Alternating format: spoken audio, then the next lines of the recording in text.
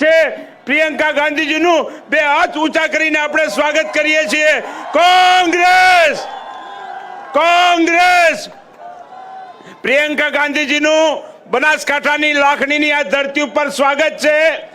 લડકી હું લડ सकती हूं નો નારો આપીને સમગ્ર દેશમાં નારી શક્તિનો અવાજ મજબૂત જેમણે કર્યો છે, નારી શક્તિની અસ્મિતા જેમણે બુલંદ રાખી છે, એવા પ્રિયંકા ગાંધીજી આપણી સૌની વચ્ચે ઉપસ્થિત થયા છે। ત્યારે બનાસકાંઠાના આપણા ઉમેદવાર જ્ઞાનીબેન એમનું સ્વાગત કરી રહ્યા છે અને સ્વાગત પ્રવચન માટે હું જિલ્લા કોંગ્રેસ સમિતિના પ્રમુખને કહું કે ટૂંકમાં સ્વાગત પ્રવચન કરે। भारत माता की कांग्रेस कांग्रेस कांग्रेस। प्रियंका गांधी जी तुम आगे बढ़ो, प्रियंका गांधी जी तुम आगे बढ़ो। आज बनासकांठानी पावन धरती पर अपना सौना मार्गदर्शक देशનું गौरव एवं आदरणीय ऑल इंडिया कांग्रेस कमिटीના મહાસચિવ આપણા સૌના માર્ગદર્શક આદરણીય પ્રિયંકા ગાંધીજીનું આ બનાસકાંઠાની પવિત્ર ભૂમિ ઉપર જિલ્લા કોંગ્રેસ સમિતિ વતી હું હાર્દિક સ્વાગત કરું છું। આદરણીય શક્તિસિંહજી ગોહિલ સાહેબ, આદરણીય રામકિશન ઓઝાજી, આદરણીય સમગ્ર મંચનું બનાસકાંઠા જિલ્લા કોંગ્રેસ સમિતિ વતી આપ સૌનું સ્વાગત કરું છું। બનાસકાંઠાના મારા સમગ્ર જિલ્લાની પ્રજાનું હૃદયપૂર્વક સ્વાગત કરું છું। આપણે સૌને આજે માર્ગદર્શન આપવા માટે છેક દિલ્હીથી પ્રિયંકા ગાંધીજી પધાર્યા છે, ત્યારે જે આપનો ઉત્સાહ, ઉમંગ અને જે જોશ દેખાઈ રહ્યો છે, ત્યારે મને સંપૂર્ણ વિશ્વાસ છે કે આપણે આદરણીય પ્રિયંકા ગાંધીજીને વિશ્વાસ આપીએ કે ગુજરાતની અંદર સૌથી વધુ 1 લાખ કરતા વધુ વોટથી જ્ઞાનીબેનને જંગી બહુમતી જીતાડી। આભાર, ધન્યવાદ। હું વિનંતી કરું છું બનાસકાંઠાના લોકસભાના આપણા કોંગ્રેસ પક્ષના ઉમેદવાર બનાસની બેન જ્ઞાનીબેનને કે આવો અને સ્વાગતમાં બે શબ્દો બોલો। प्रियंका जी तुम आगे बढ़ो, प्रियंका जी तुम संघर्ष करो।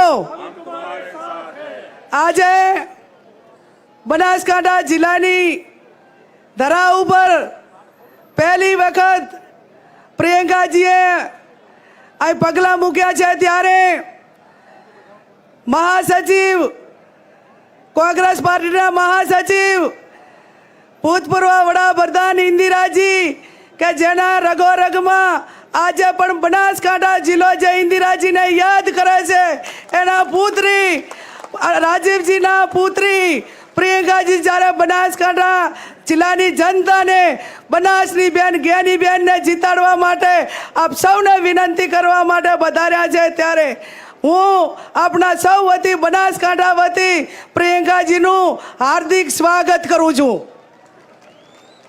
ગુજરાત પ્રદેશ કોંગ્રેસ સમિતિના વરિષ્ઠ આપણા પ્રદેશ પ્રમુખ શક્તિસિંહજી ગોહિલ, વરિષ્ઠ ધારાસભ્યો, આપણા કોંગ્રેસ પાર્ટીના આગેવાનો, વડીલો, યુવાન ભાઈઓ અને સમગ્ર બનાસકાંઠા જિલ્લાના ખૂણે ખૂણેથી પધારેલા મારા કોંગ્રેસના રાનવગઢ જેવા સૌ વડીલો, યુવાન ભાઈઓ અને બહેનો, આજે હું તમારા બધા વતી પ્રિયંકાજીને ખાતરી આપું છું અને એમને કહું છું કે આ બનાસકાંઠા જિલ્લો છે કે તમારા પિતાશ્રીએ 3 દુષ્કાળ પડ્યા હતા, ત્યારે ગામડે ગામડે ફરીને ગાયોને શેરડી ખવડાવી હતી, અછતના કામો કરાવ્યા હતા, ખેડૂતોને વીજળી આપી હતી, શિક્ષણની વ્યવસ્થા કરી હતી, મારા વાવ વિસ્તારમાં પીવાનું પાણી નહોતું તો ડીસાથી કરીને માવસરી સુધી પાઇપલાઈનો નાખીને મારા તાલુકાઓને જિલ્લાના લોકોને પાણી પૂરું પાડ્યું હતું। ત્યારે હું તમારા બધા વતી ખાતરી આપું છું પ્રિયંકાજી, આજે તમે બનાસકાંઠાના મહેમાન બનાય છો અને બનાસકાંઠા જિલ્લો એ આ વખતે કોંગ્રેસ પાર્ટીને આશીર્વાદ આપી બનાસની બેન જ્ઞાનીબેનને જીતાડીને આ લોકસભાની સીટ એ તમને ભેટ આપશે એમાં મને કોઈ શંકાને સ્થાન નથી. આજે બજરંગ બલી હનુમાન દાદાની ભૂમિ છે, ધરણીધર ભગવાનની ભૂમિ છે અને માં અંબાની ભૂમિ છે કે જ્યાં ઇન્દિરાજી વડાપ્રધાન હતા ત્યારે માં 51 શક્તિપીઠ એ અંબાજીના દર્શન કરવા આવતા. દેવી શક્તિઓના આશીર્વાદ આપણી સાથે છે. ત્યારે આપ 7મી તારીખે મોટા પ્રમાણમાં મતદાન કરી અને બનાસકાંઠાની સીટ એ કોંગ્રેસને વિજય બનાવી તમારી બેનને વિજય બનાવો એ શબ્દ સાથે આપ સૌનો ખૂબ ખૂબ આભાર. નારી હું લડકી હું લડ सकती हूं નો નારો સમગ્ર દેશમાં જેમને આપ્યો છે એવા પ્રિયંકા ગાંધીજીને ધરણીધર ભગવાનનો ફોટો અને અંબાજી માતાની ચૂંદડી આપવા માટે હું આપણા લોકપ્રિય ઉમેદવાર ગેનીબેન, જિલ્લા કોંગ્રેસ સમિતિના અધ્યક્ષ ભાઈ શ્રી ભરતસિંહ વાઘેલા અને લોકસભાના પ્રભારી ભાઈ બળદેવજી ઠાકોરને વિનંતી કરું છું કે મૂર્તિ આપીને આદરણીય પ્રિયંકાજીનું સ્વાગત કરશે. સમગ્ર દેશમાં નારી શક્તિમાં એક નવી ચેતના જેમના નેતૃત્વમાં આવી છે એવા પ્રિયંકા ગાંધીજીનું સ્વાગત થઈ શક્યું છે. લડકી હું લડ सकती हूं ના માધ્યમથી સમગ્ર દેશની મહિલાઓમાં એક શક્તિ પૂરવાનું કામ કર્યું છે. હવે હું વિનંતી કરું છું ગુજરાત પ્રદેશ કોંગ્રેસ સમિતિના અધ્યક્ષ અને રાજ્યસભાના સાંસદ, માજી વિરોધ પક્ષના નેતા, માજી મંત્રી આદરણીય શક્તિસિંહજી ગોહિલને કે આવો અને આ બનાસકાંઠાની જિલ્લાની જનતાને સંબોધન કરો. મારી સાથે જરા જોરથી બોલાવશો ને. प्रियंका गांधी जी, प्रियंका गांधी जी, जय हिंद. बनासनी बेन, बनासनी बेन. અંબે માતાજીની આ પવિત્ર ભૂમિ ઉપર આજ શનિવાર છે. ગેળા હનુમાનજીના દર્શન કરી એમને માથું નમાવીને આવ્યા છીએ. આપનો આ સૌના આશીર્વાદ મળશે. કોઈ સમય આપની અને પ્રિયંકાજીની વચ્ચે લેવા નથી માંગતો. આપણે તો મળતા રહીએ છીએ અને વાતો કરતા રહીએ છીએ. આપ સૌએ જે આશીર્વાદ અને પ્રેમ ગેનીબેનને આપ્યો છે એ માટે બનાસકાંઠાના તમામ જ્ઞાતિના લોકોનો ખૂબ ખૂબ હૃદયપૂર્વક આભાર માનું છું. અને હું વિનંતી કરીશ આપણા આજના મહેમાન અખિલ ભારતીય કોંગ્રેસ સમિતિના મહામંત્રી, राष्ट्रीय नेता आदरणीय प्रियंका गांधी जी ने कि आइए और हमें संबोधित कीजिए. प्रियंका गांधी जी.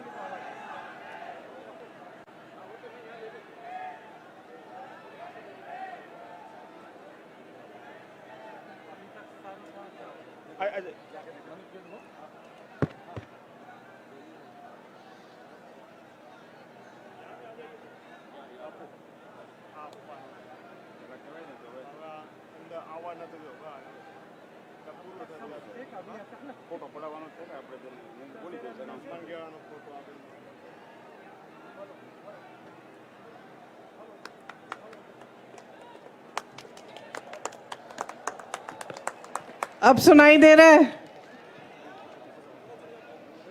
प्यारी बहनों, प्यारे भाई, बहुत समय से इंतजार कर रहे होंगे आप. हाँ,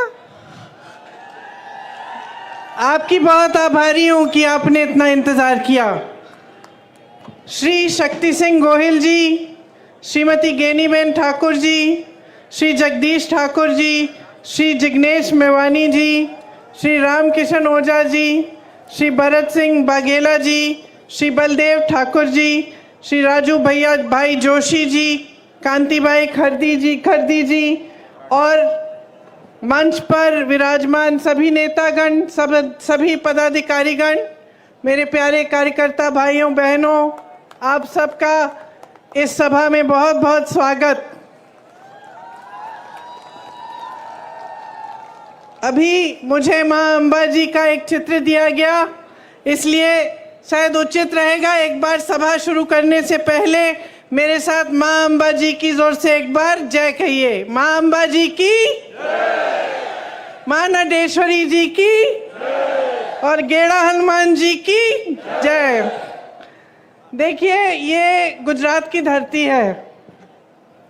यहाँ से इस दुनिया के सबसे, शायद इस पूरी हमारी जो पीढ़ी है और इससे पहले की पीढ़ियाँ, उसमें शायद दुनिया की सबसे महान हस्ती आपने, गुजरात ने इस दुनिया को दी। महात्मा गांधी जी यहाँ पे जन्मे।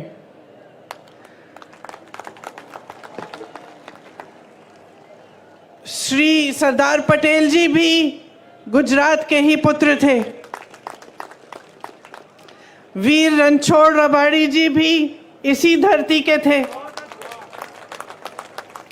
ये सारे महापुरुष किस लिए लड़े? ये सारे महापुरुष आपकी आजादी के लिए लड़े। ठीक है, ये पुरानी बात है। 70 साल निकल गए, बीत गए, हमारा देश आजाद है, स्वतंत्र है। हमारे देश में एक संविधान बना, इसी लड़ाई से उभरा। जितने भी हमारे स्वतंत्रता सेनानी थे, जितने बड़े बड़े महापुरुष रहे, चाहे पटेल जी हो, चाहे गांधी जी हो, नेहरू जी हो, सब ने लड़कर, ब्रिटिश साम्राज्य से लड़कर हमारे देश को आज़ाद करवाया और हमें एक संविधान दिया। ये संविधान जो उन्होंने हमें दिया, इसका महत्व आपको समझना पड़ेगा। आज बहुत ही ज़रूरी है कि आप कुछ मूल बातें, जो गहरी बातें हैं हमारे देश की राजनीति के बारे में और अपने जीवन के बारे में, आप ठीक ढंग से समझें, ताकि जो निर्णय आप लेने जा रहे हैं चुनाव में, वो आप सोच समझ के और सारी जानकारी लेके लें। जब हम संविधान की बात करते हैं, खास इसलिए हम आज ये बात उठा रहे हैं क्योंकि भाजपा के कई नेताओं ने, जो चुनाव लड़ रहे हैं, कुछ मंत्रियों ने, देश भर में जो घूम रहे हैं, उन्होंने कहा कि अगर भाजपा फिर से जीतेगी तो संविधान बदला जाएगा। तो आज सबसे पहली बात मैं संविधान के बारे में करना चाहती हूं, क्योंकि ये संविधान क्या है और किस तरह से आपके जीवन पर इसका प्रभाव पड़ता है, ये समझना ज़रूरी है। संविधान से आपको अधिकार मिलते हैं। सबसे बड़ा अधिकार ये है कि आप वोट डाल सकते हो।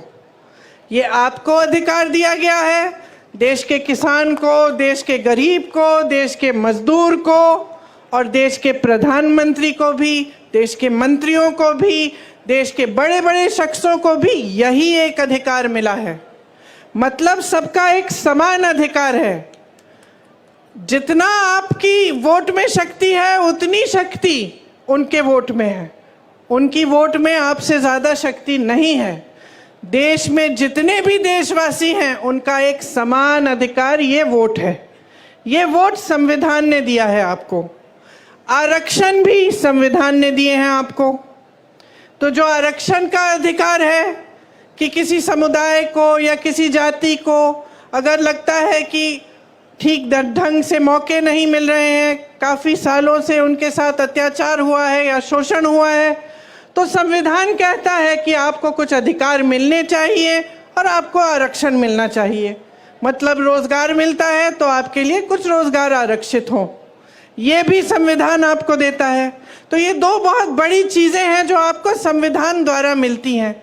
इसके साथ साथ अगर आप किसी की आलोचना करना चाहें या किसी नेता से या राजनीतिक दल से सवाल उठाना चाहें कि क्या किया है मेरे लिए, ऐसा काम आपने क्यों किया, तो आप आंदोलन भी कर सकते हैं, आप खड़े हो सकते हैं, अपनी आवाज़ उठा सकते हैं। ये भी अधिकार आपको संविधान ने दिया है। अब जब ये लोग कहते हैं कि संविधान को बदलना चाहते हैं, तो इनका क्या मतलब है? इनका मतलब ये है कि जितने भी अधिकार आपको दिए गए हैं, वो अधिकार कम करेंगे, उनको कमज़ोर किया जाएगा। क्योंकि अगर आप आज की राजनीति को देखें और समझें तो आपको स्पष्ट पता चलेगा कि पिछले 10 सालों में प्रधानमंत्री श्री नरेंद्र मोदी जी ने जो सबसे बड़ा काम किया है वो ये काम किया है कि जनता के अधिकारों को कमजोर किया है। एक जमाने में, मैं हमेशा ये कहानी बताती हूँ, एक जमाने में बड़े बड़े प्रधानमंत्री होते थे, वो आपके गांव आते थे, वो आपके घरों में आते थे, और जब आपके घरों और आपके गांव में आते थे तो आप अपना हक मांगते थे। मैंने खुद अपने पिताजी अपनी दादी जी के साथ देखा है। मैं यूपी के किसी छोटे से गांव में गई, एकदम पिछड़े जिले में, जहां पे मेरा पहुंचना आज के दिन मुश्किल था क्योंकि बहुत लंबा सफर था गाड़ी से, रास्ते में हेलीकॉप्टर लिया, फिर गाड़ी ली, फिर पहुंची। और जब मैं एक गांव में गई तो एक छोटी सी बुढ़िया ने मुझे बताया, छोटी इसलिए क्योंकि इतनी बुढ़िया थी कि वो ऐसी झुकी हुई थी, उन्होंने मुझे बताया कि जब आपकी दादी जी आई थी तो जो खीर मैं आपको खिला रही हूं ऐसी ही खीर बना के मैंने उनको खिलाया। मैं अपने पिताजी के साथ गांव जाती थी, उनके पीछे पीछे, तो अपने ही संसदीय क्षेत्र में जब वो किसी के घर में चले जाते तो अगर कोई सुविधा नहीं मिली होती, या पानी नहीं आ रहा है, या उस ज़माने में वो इंडिया मार्क 1 लगता था, वो नल नहीं लगा है, या सड़क नहीं बनी है, तो डांट खाते थे। जनता डांटती थी कि आप प्रधानमंत्री हैं, हमारा नल नहीं लगाया आपने। और लोग कहते थे उनसे कि देखिए, वोट हम आपको तब देंगे जब आप सड़क बनाएंगे, जब आप पानी लाएंगे।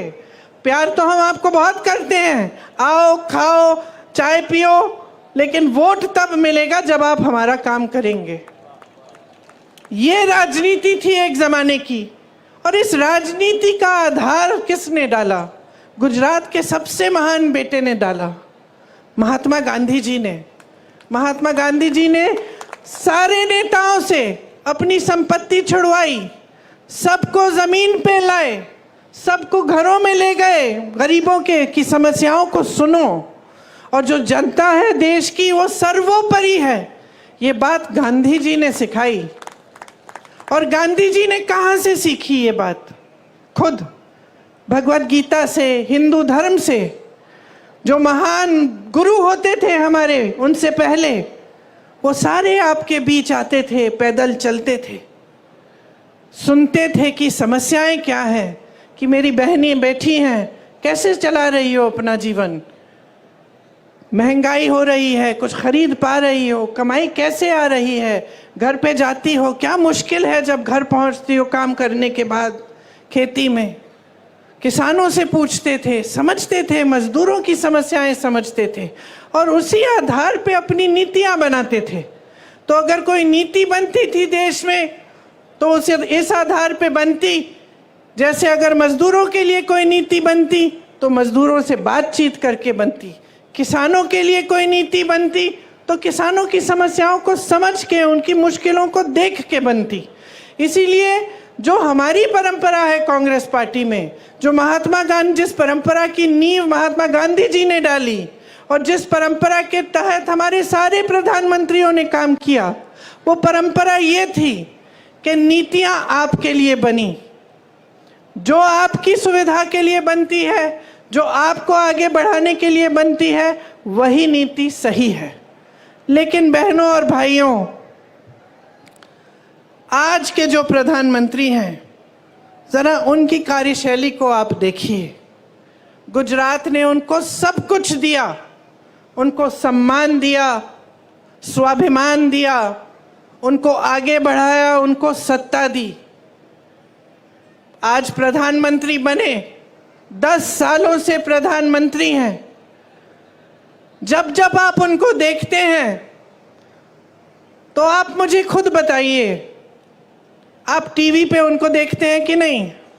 देखते हैं टीवी पे? देखते हैं ना? दिखते हैं।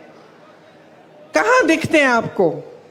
बड़े मंचों पे दिखते हैं बड़े बड़े प्रधानमंत्रियों के साथ दिखते हैं, दूसरे देशों के राष्ट्रपतियों के साथ दिखते हैं ना, बड़े बड़े खरबपतियों के साथ दिखते हैं, सेठों के साथ दिखते हैं। कभी आपने उनको किसी किसान के घर जाते हुए देखा है? कभी आपने उनको किसी गरीब के घर में जाते हुए देखा है? मैंने यूपी में काम किया पिछले 5 सालों से। वहां पे उनका संसदीय क्षेत्र है। उनके संसदीय क्षेत्र वाराणसी में भी प्रधानमंत्री जी किसी एक गरीब के घर नहीं गए हैं। कभी नहीं पूछा है इन 10 सालों में कि भाई तुम कैसे हो। किसानों के लिए नीति बनाते हैं, किसान आंदोलन करता है। लाखों किसान 4 किलोमीटर दूर उनके घर से बैठते हैं, आंदोलन करते हैं। महीनों के लिए उनकी बिजली काटी जाती है, पानी काटा जाता है, 600 शहीद होते हैं किसान, लेकिन वो 4 किलोमीटर दूर चल के हमारे प्रधानमंत्री उनसे मिलने के लिए नहीं आते हैं।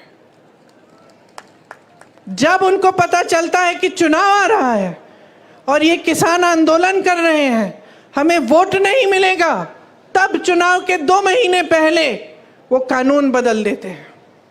ये है उनकी कार्यशैली। वो मेरे भाई को शहजादा बोलते हैं।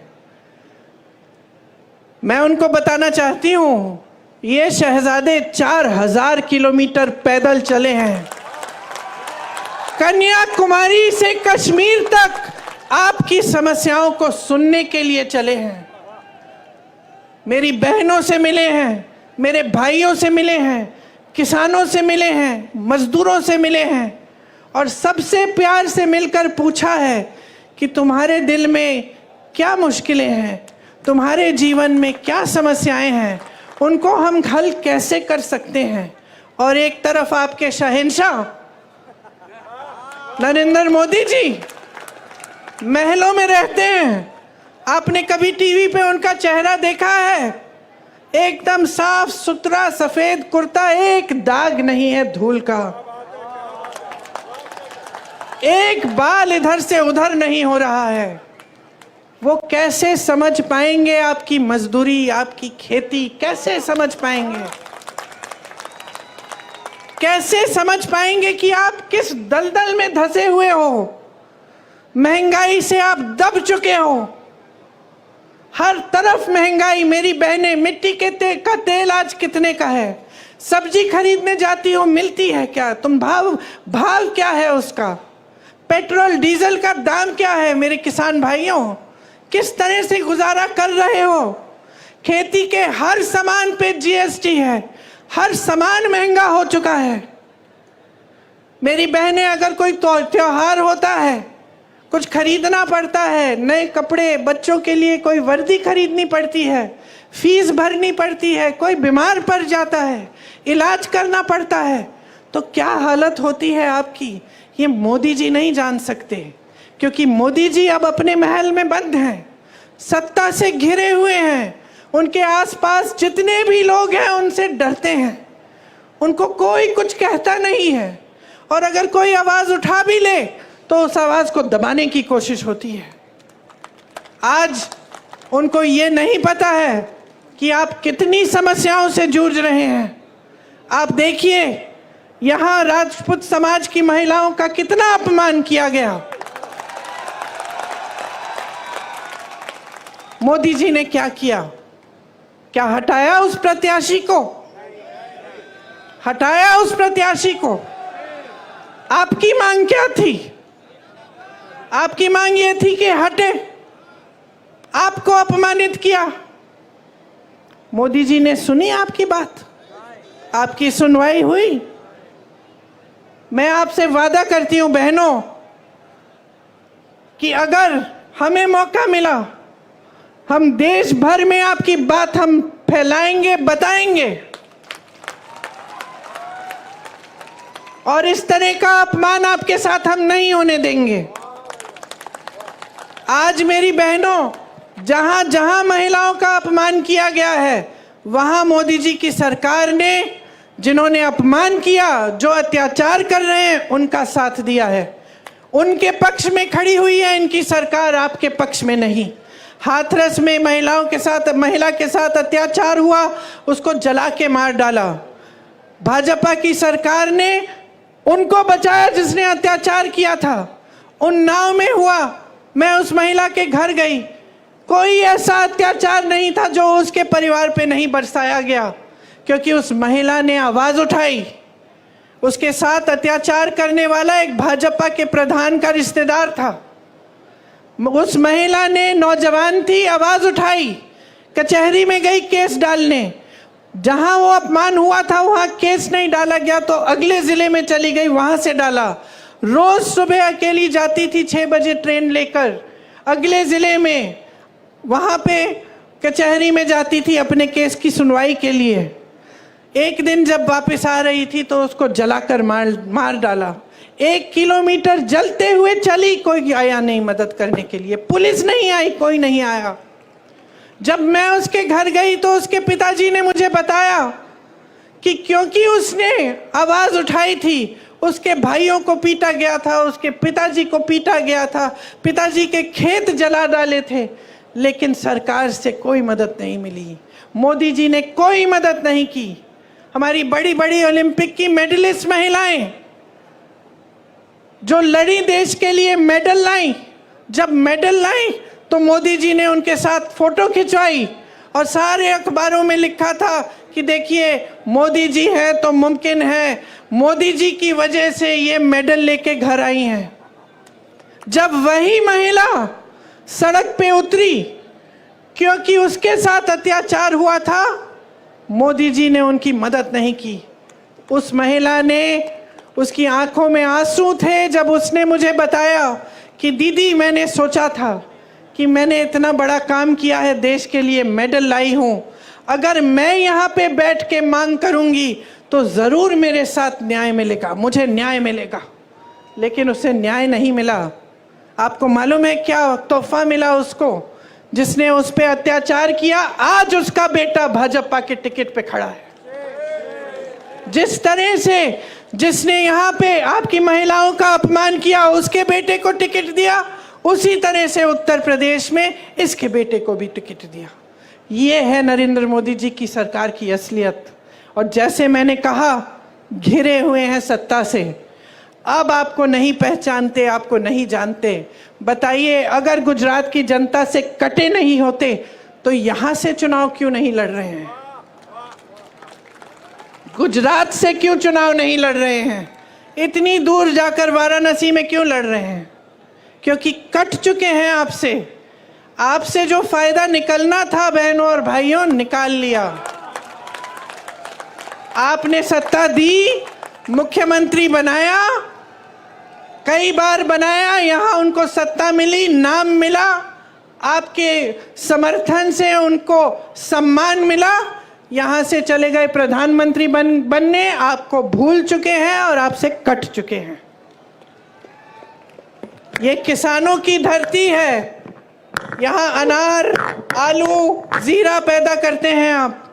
आपसे पूछना चाहती हूँ, मोदी जी की 10 साल सरकार है, आपको न्यूनतम समर्थन मूल्य मिलता है इसके लिए? नहीं मिलता। जो आपका कोऑपरेटिव सेक्टर है, अमूल, बनास डेयरी, ये किसने खड़ा किया? आपको याद है?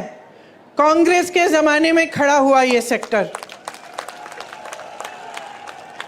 और आज प्रयास क्या है? भाजपा के नेता इसका कब्जा करने की कोशिश कर रहे हैं। ये आपकी संपत्ति है, ये आपके लिए बनाया गया सेक्टर, ताकि आप फूले फले, आप आगे बढ़ें, ताकि यहाँ के किसान आगे बढ़ें। भावनगर में गौचरों की जमीन पर भी इनके नेताओं ने कब्जा किया है। ये आपकी जमीन है, कोई रोक नहीं रहा है इनके नेताओं को। जहां कुछ मिल रहा है वहां हाथ मार रहे हैं। समझ लीजिए क्या हो रहा है आपके साथ। कांग्रेस पार्टी ने एक न्याय पत्र निकाला है। इस न्याय पत्र का आधार जो है वो मेरे भाई ने, जो ये 4000 किलोमीटर चले थे, ये उस वही जब आपसे बातें की उन्होंने, आपकी समस्याएं समझी, वही आधार बना इस न्याय पत्र के लिए। मतलब वो समझे कि आपके साथ अन्याय हुआ है, किसानों के साथ, मजदूरों के साथ। तो उन्होंने एक ऐसा घोषणा पत्र निकलवाया हमारी पार्टी से जिसमें आपके लिए सारी सुविधाएं हैं। और इससे पहले, इस चुनाव से पहले, जहां जहां प्रदेशों में चुनाव हुआ है, हमने जो घोषणा पत्र में लिखा है वो करके दिखाया है। आज अगर आप कर्नाटका की महिलाओं से पूछेंगे कि सरकार ने आपके लिए क्या किया, तो वो बताएंगी कि हमें हर महीने 2000 रुपये मिलते हैं और हम बस की यात्रा मुफ्त में करते हैं। अगर आप छत्तीसगढ़ के किसानों से पूछेंगे कि कांग्रेस की सरकार ने क्या किया आपके लिए, तो बताएंगे कि हमारे कर्ज माफ कराए और अच्छे गौठान बनाए जिसमें से हमें नौकरी मिली, और हमारे जानवरों का जो गोबर है वो गोबर सरकार ने खरीदा ताकि हमारी आमदनी बने। इसी तरह से आपके लिए हम कुछ गारंटी लाए हैं और उसमें किसान भाइयों के लिए आपका जो MSP है, जो न्यूनतम समर्थन मूल्य है, वो एक कानून बनेगा। मतलब आपका अधिकार बन जाएगा, कानून के तहत आपको मिलना ही होगा। ऐसा हो ही नहीं पाएगा कि जो आप यहाँ पे आलू उगाते हैं, जीरा उगाते हैं, उसका न्यूनतम समर्थन मूल्य आपको मिले ना। आपके कर्ज माफ के लिए एक स्थायी आयोग बनेगा जिसके तहत जब भी आप कर्ज में अगर आप डूब रहे हैं और आपको मदद की ज़रूरत है, आप उस आयोग में जा पाएंगे और आपके कर्ज की माफ़ी की बात होगी और उसकी समस्या हल होगी। खेती के सारे सामानों पे आज GST दे रहे हो, हमारी गारंटी है कि खेती के सारे सामानों से हम GST हटा देंगे। आपके फसल का नुकसान होता है, भुगतान मिलता है? नहीं मिलता है, मोदी जी नहीं देते भुगतान। हम कह रहे हैं कि जब फसल का नुकसान होगा तो 30 दिन के अंदर अंदर आपको भुगतान मिलेगा। भूमिहीनों को जमीन मिलेगी और हर जगह पूरे देश भर में न्यूनतम मजदूरी 400 रुपए की होगी।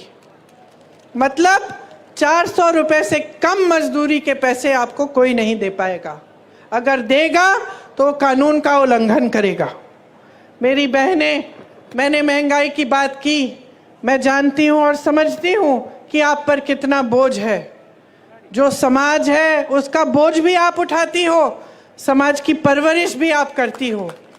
जब अपने बच्चों को बड़ा करती हो, मेहनत से उनकी हर चीज़ देखती हो, बच्चा बीमार पड़ता है उसका इलाज, बुखार होता है उसकी देखभाल, खाना खाया कि नहीं खाया, पढ़ाई की कि नहीं की, स्कूल जा रहा है ठीक से कि नहीं जा रहा है, ये सारे काम आप करते हो अपनी नौकरी या अपने रोजगार या अपनी खेती के अलावा। तो आप बाहर जाती हो, काम करती हो, घर आती हो और काम करती हो। इसीलिए आपके लिए हमने सोचा है कि जो परिवार की सबसे बड़ी महिला है उसको हमारी सरकार 8,500 रुपये हर महीने दिलवाएगी। ये पैसे सीधे आपके खाते में जाएंगे। मतलब कि 1 साल में आपको 1 लाख रुपए मिलेंगे और 50% जितने भी सरकारी नौकरियां हैं उसमें से 50% महिलाओं के लिए आरक्षित रहेंगी। पहले के आरक्षण है उसी के तहत। तो ये हमने आपके लिए सोचा है। और आंगनवाड़ी, आशा बहुएं और जो मिड डे मील्स में महिलाएं काम करती हैं, केंद्र का जो योगदान है आपके मानदेय के लिए वो बढ़ाया जाएगा, दुगना किया जाएगा ताकि आपका मानदेय बढ़ जाए। तो सबके लिए हमने कुछ सोचा है, क्योंकि देखिए आज के ज़माने में आप जब मेहनत करके अपने बच्चों की परवरिश करते हैं तो आपके सामने अन्य मुश्किलें आती हैं। आप बड़ा करते हैं बच्चों को, आपके यहाँ अगर गांव में पाठशाला है या कोई सुविधा है ठीक है, लेकिन उसके बाद जब उनको यूनिवर्सिटी जाना होता है, विश्वविद्यालय में जाना होता है, तो नई मुश्किल खड़ी होती है, क्योंकि फीस भरनी पड़ती है। किस तरह से वो पढ़ाई ख़त्म करेंगे। यहाँ गुजरात में ज़्यादातर प्राइवेट विश्वविद्यालय खोले जा रहे हैं, बड़ी बड़ी फीस है। जितने भी माँ बाप हैं, चाहे कितने भी गरीब हो, चाहे किसान हो, मजदूर हो, कुछ भी हो, आज के दिन सब चाहते हैं कि हमारा बच्चा शिक्षित हो ताकि उसको अच्छा रोजगार मिले। सही बात है कि नहीं? और आप किसी भी हालत में कैसे भी कर्ज लेकर, मजदूरी करके, कॉन्ट्रैक्ट पे नौकरी करके आप कमाते हैं, इसीलिए कि आपके बच्चों की परवरिश हो और वो बड़े हो के शिक्षित हो और उनको नौकरी मिले। ये सही बात है कि नहीं? अब आपने शिक्षित कर दिया, किसी न किसी तरह से आपने कर्ज लेकर बच्चे को शिक्षित कर दिया। बच्चा परीक्षा देने जाता है भर्ती के लिए, और आज क्या हो रहा है? पूरे देश भर में पेपर लीक हो जाते हैं। पेपर लीक हो जाते हैं। जो फीस आपने ट्यूशन के लिए भरी है, जितनी मेहनत बच्चे ने की है, सारी ऐसे ही गवाई जाती है। उसको पता नहीं होता कि फिर से पेपर देना है, शायद उसमें भी लीक हो जाए। कितने साल इंतज़ार करना पड़ेगा, या कुछ महीनों बाद फिर से इम्तिहान देना पड़ेगा। मानसिक तनाव होता है, कुछ पता नहीं होता कि भविष्य में नौकरी मिलेगी नहीं मिलेगी। मैं ऐसे बच्चों से मिली हूँ जिन्होंने भर्ती की परीक्षा दी और सालों के लिए इंतज़ार करते रहे। एक बार दी, 2 बार दी, 3 बार दी, एक सूची भी निकल आई, उसमें भी नाम था, रोजगार नहीं आया मिला, क्योंकि लीक पे लीक होते गया, घोटाले पे घोटाले होते गए। जीपीपीएससी का इधर पेपर लीक हुआ, टैट का टीचर का पेपर लीक हुआ। 10 सालों में जब से इनकी सरकार है, 14 से ज्यादा पेपर लीक हुए हैं। तो अब क्या करें नौजवान? भर्ती का इम्तिहान है, पेपर लीक हो रहा है, रोजगार दे नहीं रही है सरकार। मोदी जी की सरकार में 30 लाख रोजगार के पद खाली पड़े हुए हैं। 30 लाख केंद्र सरकार में। आप नौजवान यहाँ खड़े हो, यहीं पे हजारों खड़े होंगे जिनके पास रोजगार नहीं है। वहाँ 30 लाख पद खाली हैं, वो पद भरे नहीं गए हैं। तो पद खाली हैं, नौजवान खाली हैं, लेकिन आप पद नहीं भर रहे हैं। आपका ध्यान कहीं और है, सरकार का ध्यान रोजगार बनाने में नहीं है। तो ये परिस्थिति है कि जब आपको रोजगार नहीं मिलता तो फिर आउटसोर्सिंग और कॉन्ट्रैक्ट पे ही रोजगार मिलता है, और आप सब वही करते हैं क्योंकि और कोई चारा नहीं है, कोई स्थायी रोजगार नहीं मिल रहा है। अब मैं आपको समझाना चाहती हूँ कि ये स्थायी रोजगार क्यों नहीं मिल रहा है। एक तो हुई खेती की बात। एक ज़माने में खेती में भी रोजगार मिलते थे, लेकिन जब से इतनी महंगाई आई है, किसान खुद कमा नहीं पा रहा है। तो जब किसान खुद कमा नहीं पा रहा है तो वो कैसे रोजगार दिलवाएगा अपनी खेती में? तो फिर वो भी कम मजदूर रखता है। वो भी कहता है कि जितना काम मैं खुद निपट सकता हूँ निपट लूँगा। तो खेती से रोजगार कम हो रहा है। बड़े बड़े जितने भी सरकारी कॉरपोरेशन थे, जितनी सरकारी कंपनियां थीं जिससे आपको स्थायी रोजगार मिलते थे, तकरीबन सभी की जो सब्सिडी है, जो सब्सिडरी हैं, उनको इन्होंने अपने खरबपति मित्रों को दे दिया है। आज देश का कोयला, देश की सड़कें, देश का पावर, देश के हवाई अड्डे, देश के बंदरगाह, सब इनके बड़े बड़े खरबपति मित्रों के को दे दिए गए हैं। इनको आपकी संपत्ति थी, आपको रोजगार मिलता था, आपको सुविधाएं मिलती थी, अब वो सारी संपत्ति बड़े बड़े खरबपतियों की हो गई है। अगर आपकी समस्याओं को ये सरकार समझती तो वो जानती कि यहाँ से रोजगार मिलता है, नए नए रोजगार बनते हैं। ये संपत्ति अभी खरबपतियों को देने से ये रोजगार बंद हो सकते हैं, आरक्षण बंद हो सकते हैं, क्योंकि प्राइवेट हो गई वो नौकरी, वो रोजगार। लेकिन आपके बारे में नहीं सोच रहे हैं। इनकी नीतियां बड़े बड़े खरबपतियों के लिए ही बन रही हैं। अगर आप ठीक ढंग से समझेंगे और देखेंगे तो हर स्तर पे ये हो रहा है। मैं रोजगार की बात कर रही थी, एक और जगह थी जहां से रोजगार बनते थे, जो छोटे छोटे इंडस्ट्री मध्यम साइज की इंडस्ट्री है, जो कोई मैन्युफैक्चरिंग करा रहा है, किसी ने अपना बिजनेस खोला है, किसी की दुकान है, उससे भी रोजगार मिलता था। लेकिन उसको इतने संकट में डाल दिया है नरेंद्र मोदी जी की नीतियों ने।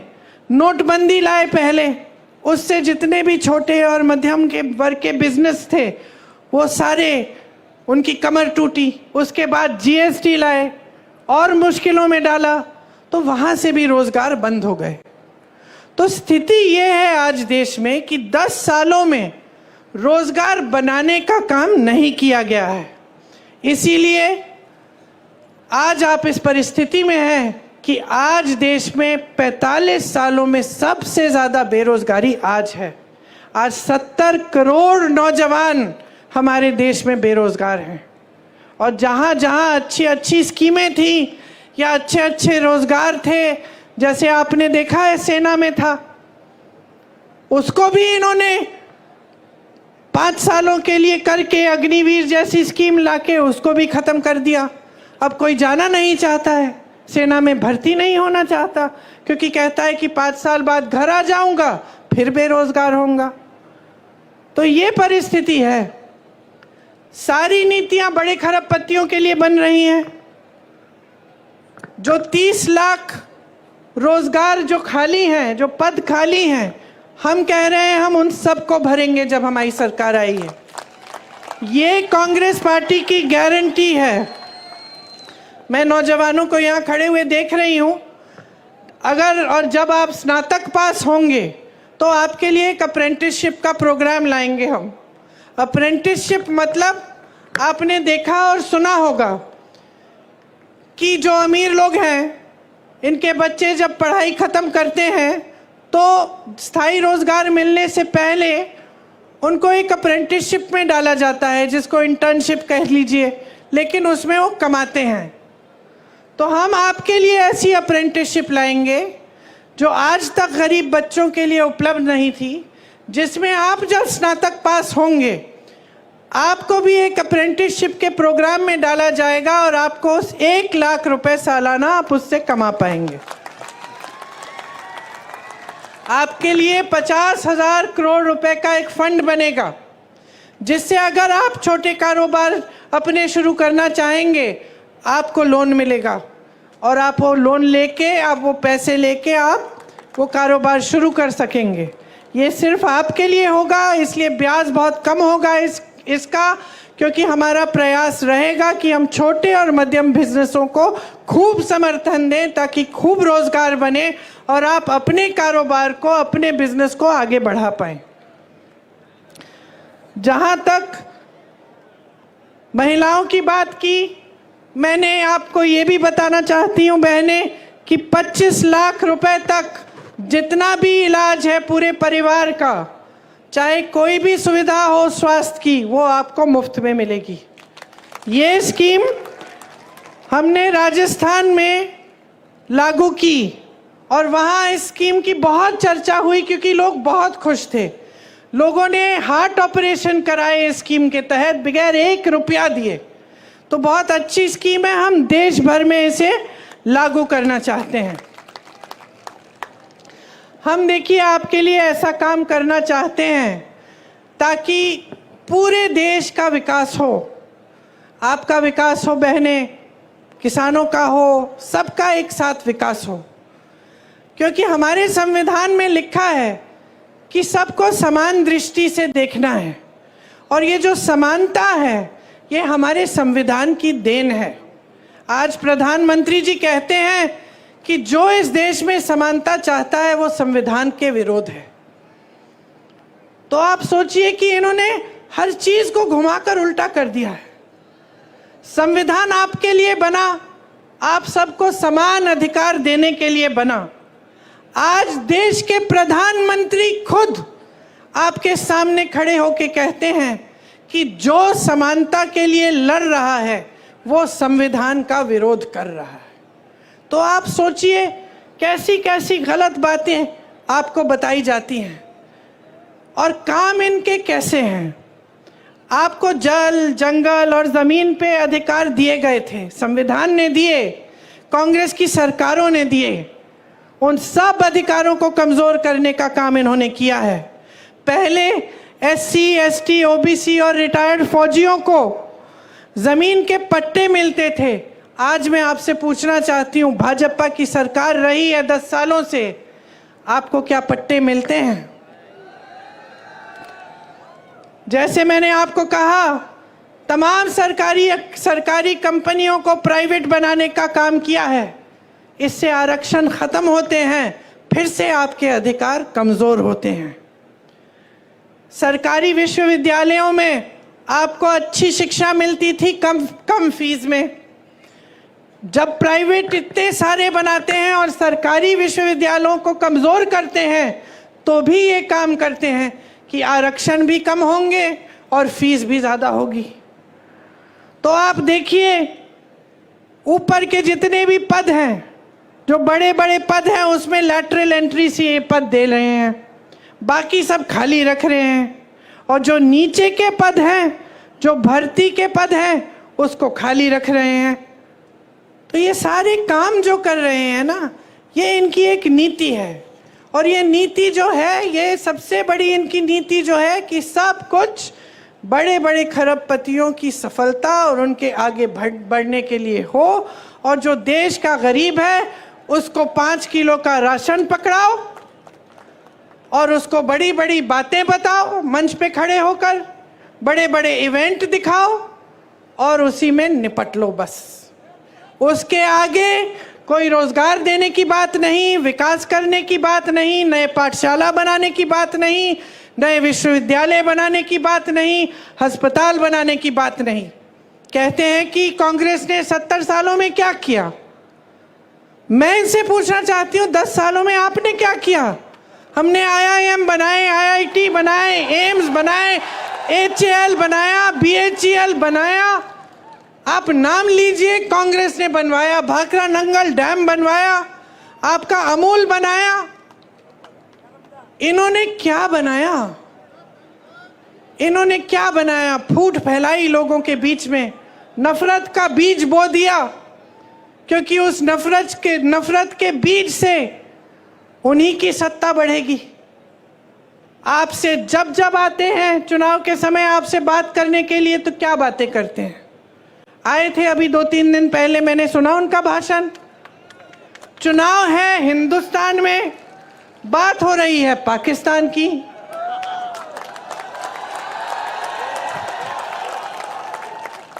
आपको बताया जा रहा है कि सावधान रहो, कांग्रेस एक एक्सरे की मशीन लाएगी और एक्सरे की मशीन से आपके घरों में घुस के आपके मंगलसूत्र छीनेगी, आपका सोना चुराएगी, ये कहा जा रहा है। देश के प्रधानमंत्री हैं, इतनी स्तरविहीन बातें। आपने देश का प्रधानमंत्री चुना ताकि देश का सम्मान रखें, पूरा देश देखे कि ये हमारे प्रधानमंत्री हैं, ये अच्छी सुलझी हुई बातें करते हैं, सभ्य बातें करते हैं, क्योंकि यही हमारी देश की सभ्यता रही है। हम अपने बड़ों को देखते हैं और हम कहते हैं कि देखिए कितने सभ्य हैं, आदर देते हैं। लेकिन अब हमारे प्रधानमंत्री आपके सामने झूठ तो बहुत बोलते हैं, लेकिन अब तो फिजूल की बातें करने लग गए हैं। पहले झूठ तक सीमित था, अब अजीब अजीब सी बातें। आपकी 2 भैंसें हैं तो कांग्रेस 1 भैंस चुरा लेगी।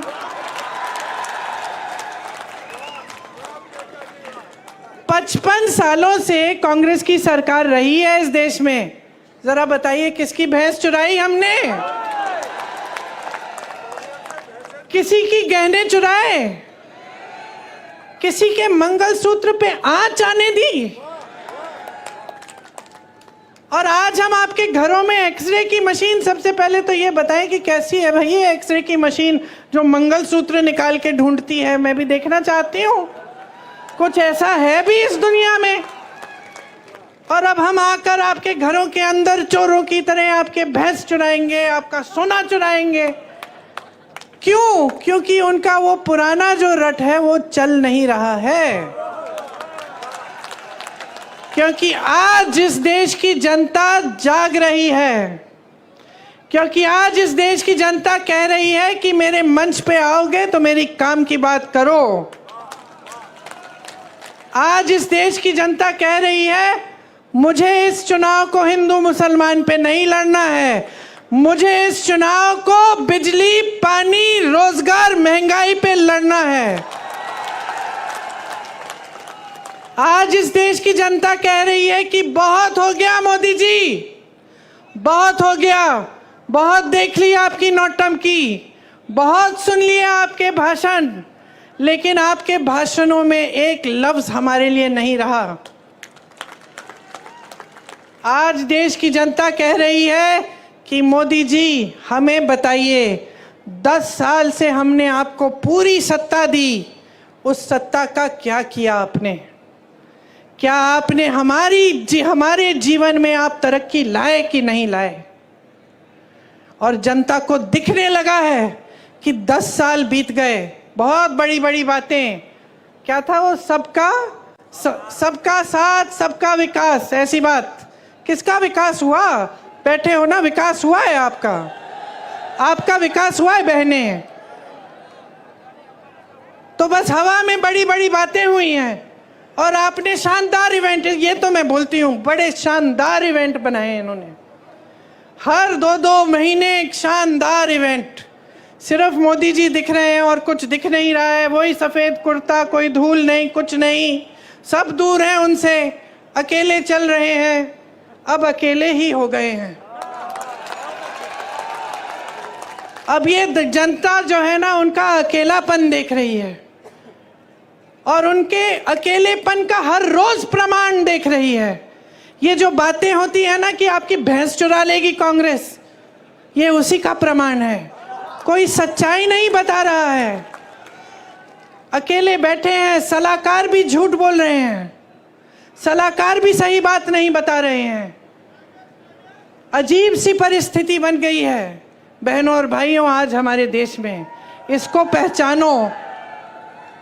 एक सच्चाई आपको टीवी पे दिखती है, वो सच्चाई जो आपको दिखा रही है ना, ये समझ लो सारे टीवी के चैनल आज बड़े बड़े खरबपतियों के हैं, तो आपको अपनी सच्चाई नहीं दिखाएंगे।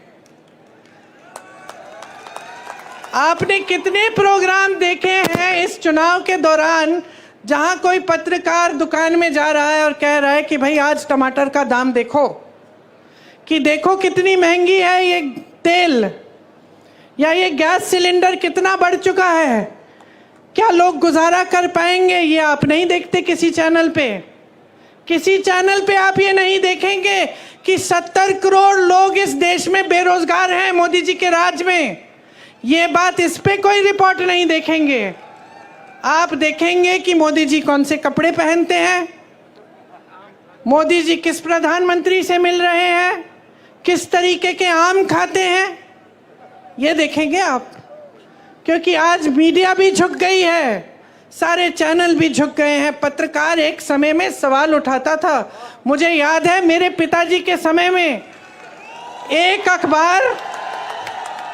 अखबार रोज 10 सवाल छापता था, प्रधानमंत्री से सवाल है ये, आपको याद होगा कैसे आक्रमण होती थी मीडिया। कोई घबराता नहीं था, नेता कहता था ठीक है सवाल पूछो जवाब देंगे।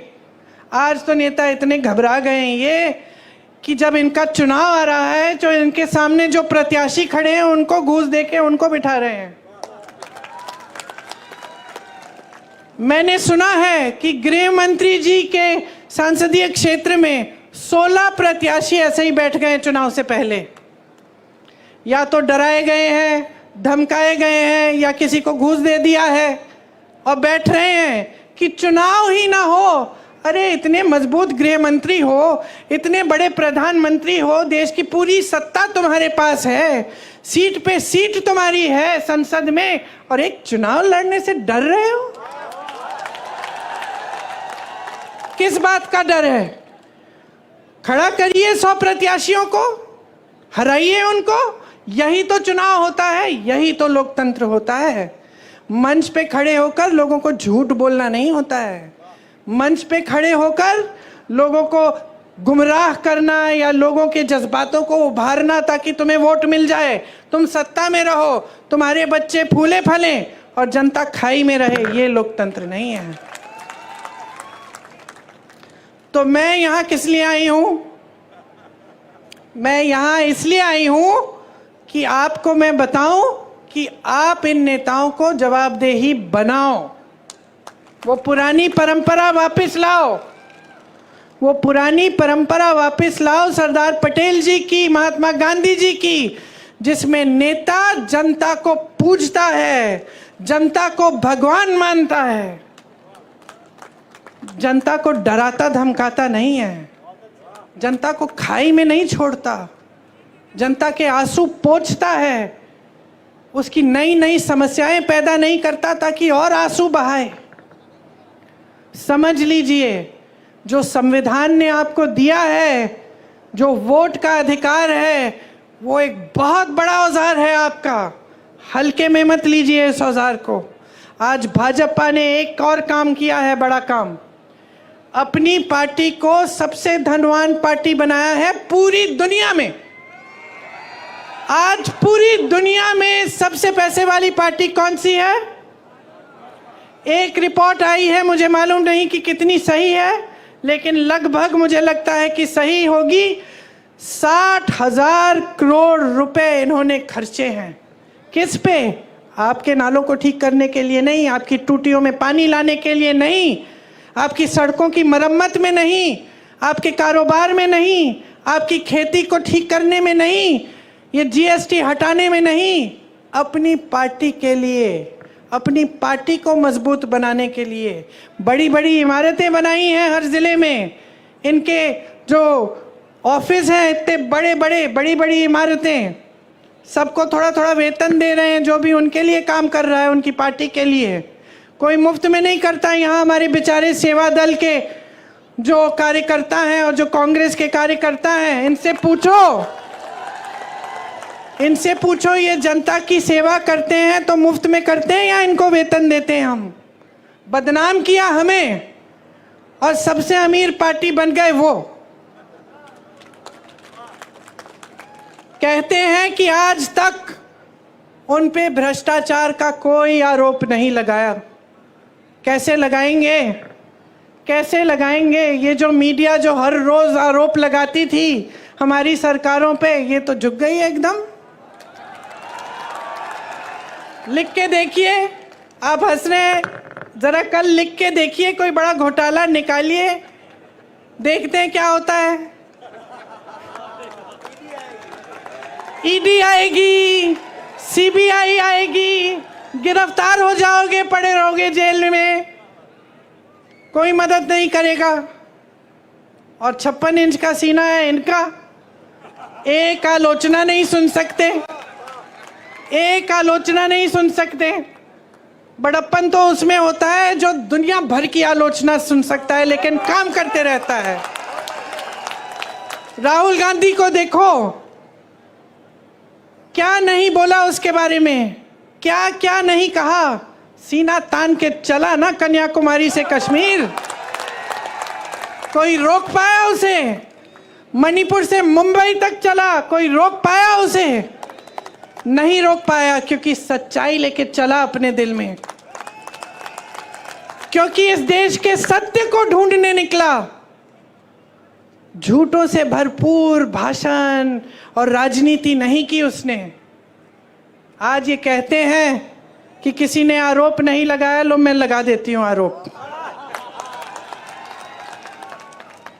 देखिए, इन्होंने ये एक स्कीम लाए, मोदी जी खुद। स्कीम का नाम था इलेक्टोरल बॉन्ड। इलेक्टोरल बॉन्ड की स्कीम ये थी, देखो कैसी स्कीम, कि जो भी किसी राजनीतिक दल को चंदा देगा उसका नाम गुप्त रहेगा। किसी को पता नहीं चलना चाहिए कि अडानी जी ने कितना दिया, अंबानी जी ने कितना दिया और किसी और ने क्या दिया। ये थी स्कीम। खूब चंदा लिए, अपनी पार्टी को तो दुनिया की सबसे अमीर पार्टी बना दिए, 60,000 करोड़ खर्च भी दिए अपनी पार्टी पे। अब किसी ने केस डाल दिया, तो सुप्रीम कोर्ट में केस आया, न्यायाधीशों ने देखा, कहा ये तो बड़ी गलत स्कीम है।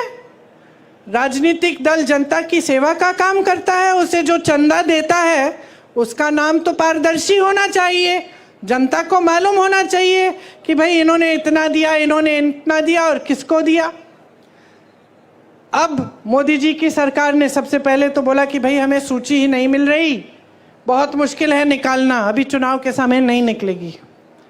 फिर डांट लगी न्यायाधीशों से, निकली सूची, और सूची में क्या नहीं निकला, किस किस से चंदा लिया।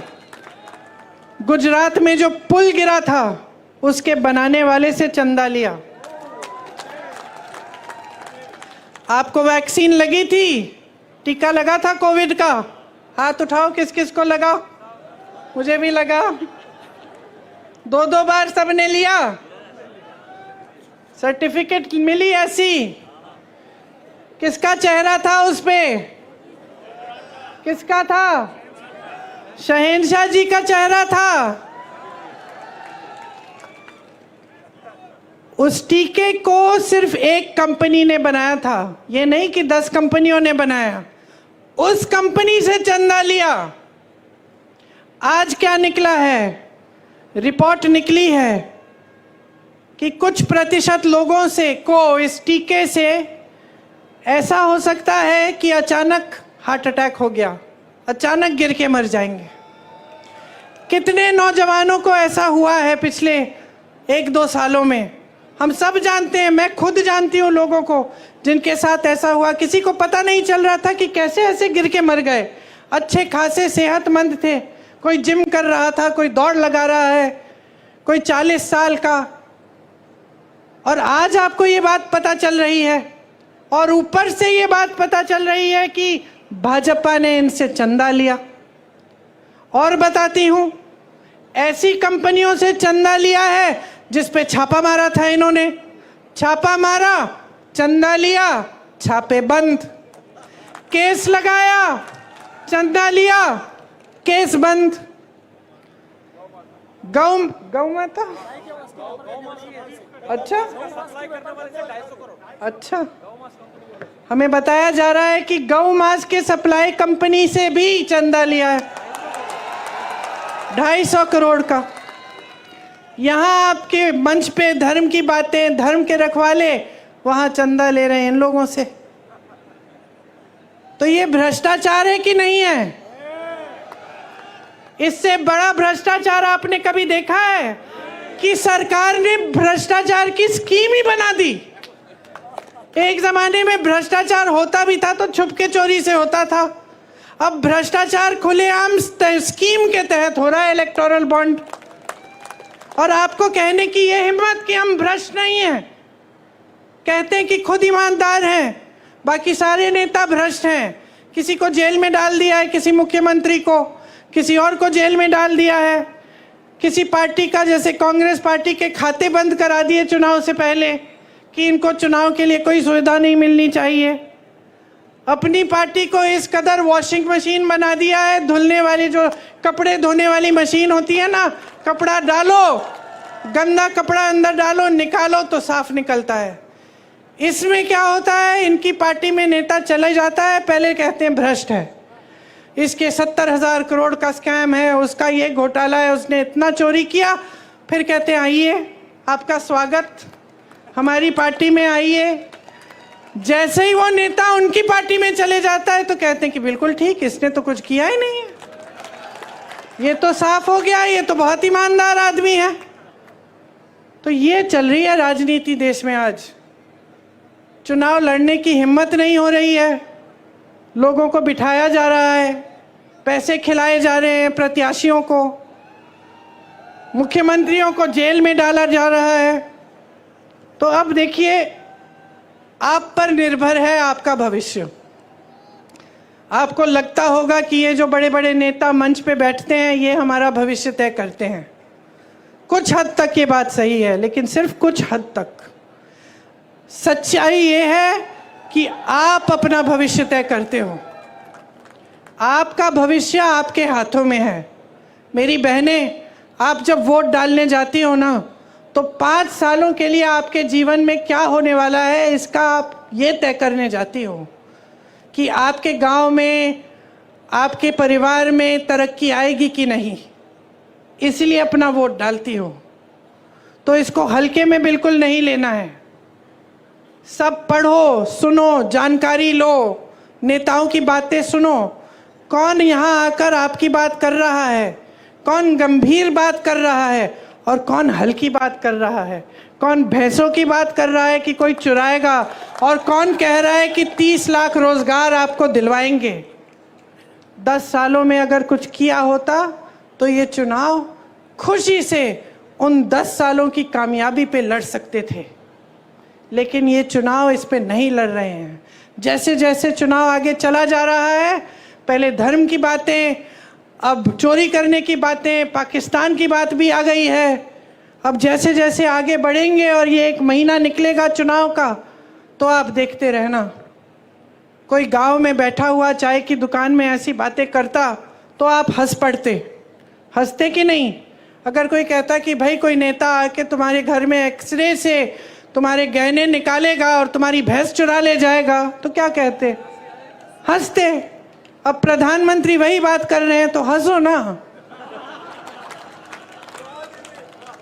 हंसो, बोलो ठीक है ये हास्य बात है, प्रधानमंत्री जी हल्की बात कर रहे हैं, हमें अपनी काम की बात सुननी है। और इन नेताओं को मजबूर करो, हमारी तरह मजबूर करो सब नेताओं को, चाहे वो कांग्रेस के हों, भाजपा के हों, किसी भी पार्टी के हों, मजबूर करो कि चुनाव में आपके सामने आए तो आपकी बात करें। इधर उधर की बात जो करता है उसको पहचान लो और अच्छी तरह से अपनी परिस्थितियों को पहचानो। कोई ऐसी सच्चाई नहीं है इस देश में जो टीवी पे ही दिखती है। बड़े बड़े इवेंट, महल, बहुत तरक्की हो रही है, बड़े बड़े लोग महलों में अपनी शादियां करा रहे हैं, उनके लिए एयरपोर्ट भी इंटरनेशनल एक दिन में होए जा रहा है। तुम्हारे लिए यहाँ एयरपोर्ट ही नहीं है। समझ लो सच्चाई क्या है। सच्चाई तुम्हारा जीवन है। ये जीवन जो तुम जी रहे हो, ये जो रोज सुबह उठ के रोजगार ढूंढने निकलते हो, कुछ नहीं मिलता। दुकान जाते हो कुछ खरीदने के लिए, आधी चीजें छोड़ के वापस घर आ जाते हो।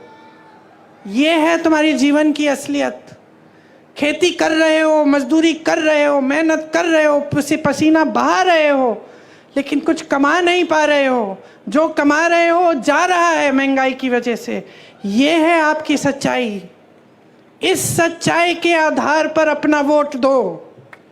इस सच्चाई के आधार पर, जिस सच्चाई को आप अपने अनुभव से जानते हो, जिस सच्चाई को आप, अपनी बहनें, आपके बच्चे जो जी रहे हैं, जब बच्चे को खाना नहीं दे पा रहे हो, वो भूखा सो रहा है, वो सच्चाई है। जब बहन बीमार है, इलाज के लिए दवाई नहीं खरीद पा रही है, रो रही है, दर्द हो रहा है, रो रही है, ये सच्चाई है। जब बच्चा होने वाला है, अस्पताल इतनी दूर है कि पहुंच नहीं पा रही है, ये सच्चाई है। ये जो 1100 रुपए 1200 का सिलेंडर आप खरीद रहे हो, ये सच्चाई है।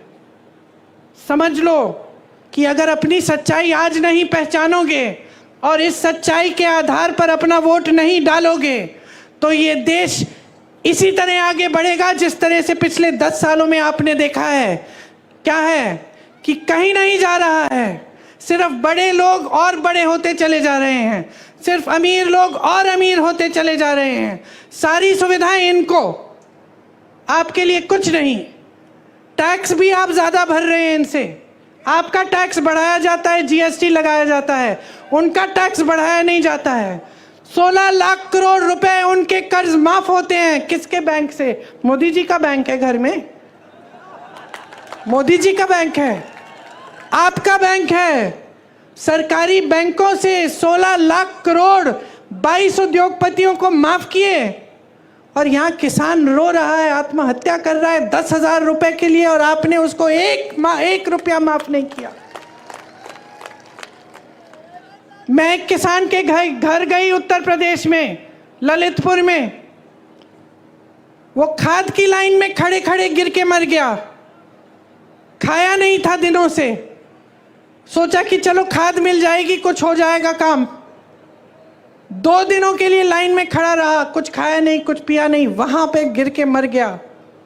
एक और किसान के घर गई मैं, 1 लाख रुपए के लिए आत्महत्या की उसने। उसकी बेटी घर आई, उसको मिले अपने पिताजी। 1 लाख रुपए के लिए आत्महत्या और 16 लाख करोड़ रुपए आप बड़े बड़े खरबपतियों को माफ कर रहे हैं, किसानों के कर्ज माफ नहीं करेंगे। किसका पैसा है ये? कैसी बनी इतनी धनी आपकी पार्टी? कहां से आया ये सारा पैसा? किसकी संपत्ति है?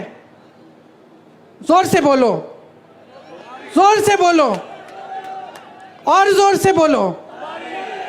आपकी संपत्ति है, आपकी संपत्ति है। यही संपत्ति है जिससे आपकी सड़कों को बनाना चाहिए था, जिससे आपके लिए पाठशालाएं बनानी थी, अस्पताल बनाने थे, आपको हर सुविधा दिलवानी थी, आपके कर्ज माफ करने थे। जब यूपी के किसानों को गन्ना का बकाया देना था 15,000 करोड़ रुपए, मैं उस समय भी यूपी में काम कर रही थी, 15,000 करोड़ रुपए था उस समय बकाया, पूरे देश भर का था, और यूपी के किसान उसमें शामिल थे। मोदी जी ने क्या किया? वो बकाया दिया। मोदी जी ने उसी समय, कोविड के समय, ये ऐलान किया कि 20,000 करोड़ रुपए का नया संसद भवन बनेगा।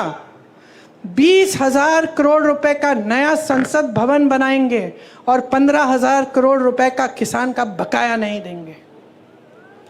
ये उनकी नीयत है। अच्छा खासा संसद भवन था, 70 सालों से चल रहा था, किसी को कोई असुविधा नहीं हुई। पंडित जवाहरलाल नेहरू जी से लेकर वाजपेयी जी तक वहाँ पे सब उसी संसद में बैठे। अब बदलने की ज़रूरत क्या है भाई? क्योंकि हम शहंशाह हैं, हम सब कुछ कर सकते हैं। तो अब आप समझ लीजिए। देखिए, थोड़ी सी शिकायत मुझे आपसे है, क्योंकि चुनाव आते हैं, हर चुनाव में आपको गुमराह कर देते हैं, हर चुनाव में धर्म की बात, जाति की बात, और आप गुमराह हो जाते हैं और आप उसी आधार पे अपना वोट डाल देते हैं। और मैं सिर्फ यहाँ पे इसलिए आई हूँ आपसे कहने के लिए, अपने लिए अपना वोट दो, अपनी समस्याओं के आधार पर दो। किसी नेता को मत देखो, पार्टी को मत देखो, आप ये देखो कि भाई विकास कौन लाएगा मेरे गांव में, मेरे जीवन में तरक्की कैसे होगी। कांग्रेस पार्टी बता रही है, ये रहा हमारा न्याय पत्र, सबके लिए कुछ है इसमें। अगर आपको शक है, आपको लगता है कि सिर्फ चुनाव के लिए कह रहे हैं ये लोग, तो पता करो, कोई जानकार है जिसको आप जानते हो, जो कर्नाटका में रहता हो, या फिर राजस्थान में, जो पिछली सरकार में राजस्थान में था, या जिसने बघेल जी की छत्तीसगढ़ में सरकार देखी, पूछो क्या ये सच है कि जो कांग्रेस ने गारंटी दी थी वो लागू है तुम्हारे प्रदेश में? खुद जानकारी लो, और जब जानकारी लोगे पता चलेगा कि जहां जहां हमने गारंटी दी है वहां सबसे पहले सरकार बनते ही हमने वो गारंटी लागू की है। हम उस राजनीतिक परंपरा से आते हैं जिसका सबसे महान बेटा आपका बेटा था। महात्मा गांधी जी की राजनीतिक परंपरा से आते हैं। सत्य की परंपरा है, इससे बड़ी हिंदू धर्म में कोई परंपरा नहीं है। जितने भी भगवान हैं, जितने भी गुरु हैं, जितने भी संत रहे, सबने हमें यही कहा, सत्य के पथ पर चलो। उसी पथ पर महात्मा गांधी जी चले, उसी पथ पर कांग्रेस पार्टी चली। हाँ, हो सकता है कि कभी 55 साल सरकार रही कि कुछ गलतियां हुई, लेकिन उसमें भी सुधार लाए। आज हम एक नई चेतना के साथ आपके सामने आए हैं, क्योंकि हम देख रहे हैं कि जो देश में हो रहा है वो गलत है। हम चाहते हैं कि वो पुरानी परंपरा, हमारी सत्य की परंपरा, सेवा की परंपरा, आपके प्रति हर नेता को समर्पित करने की परंपरा आज फिर से देश में लागू हो। तो मैं बहुत लंबी बातें कर चुकी हूँ। आशा है आप, मैं जानती हूँ आपने बहुत ध्यान से सुना। लेकिन आशा है कि जिस दिन आप वोट डालने जाएंगे, कहाँ है मेरी बहन, आइए,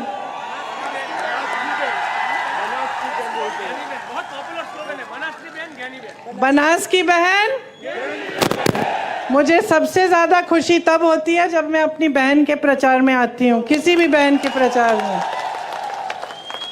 क्योंकि हम लोग सेवा अच्छी तरह करना जानते हैं, निष्ठा से करते हैं।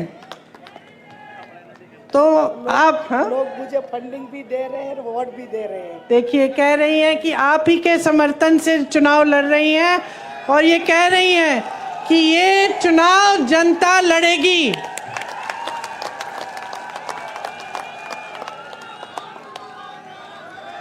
मैं भी इन्हीं के साथ हूं।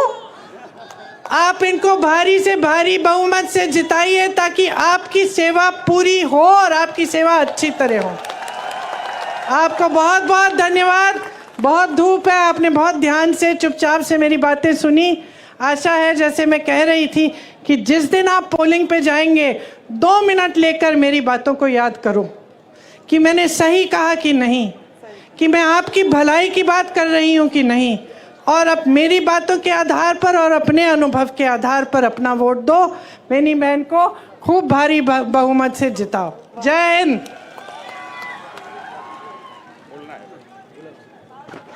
શનિવારના પવિત્ર દિવસે આજે પ્રિયંકાજી આપણી વચ્ચે ઉપસ્થિત છે, ત્યારે થરાદના પૂર્વ ધારાસભ્ય ગુલાબસિંહ રાજપૂતને વિનંતી કરું કે ગેળા હનુમાનજીની પ્રતિમા આપીને રાહુલ ગાંધીજીનું સ્વાગત કરે।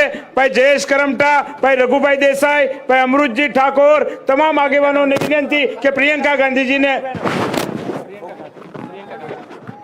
આભાર વિધિ કરવા માટે હું કાંતિભાઈ ખરાડી, દાતા વિધાનસભા મત વિસ્તારના આપણા ધારાસભ્ય છે, તેમને વિનંતી કરું કે કાંતિભાઈ ખરાડી આવો અને આભાર વિધિ કરો। બેસી જાઓ બધા, દરેક લોકો બેસો।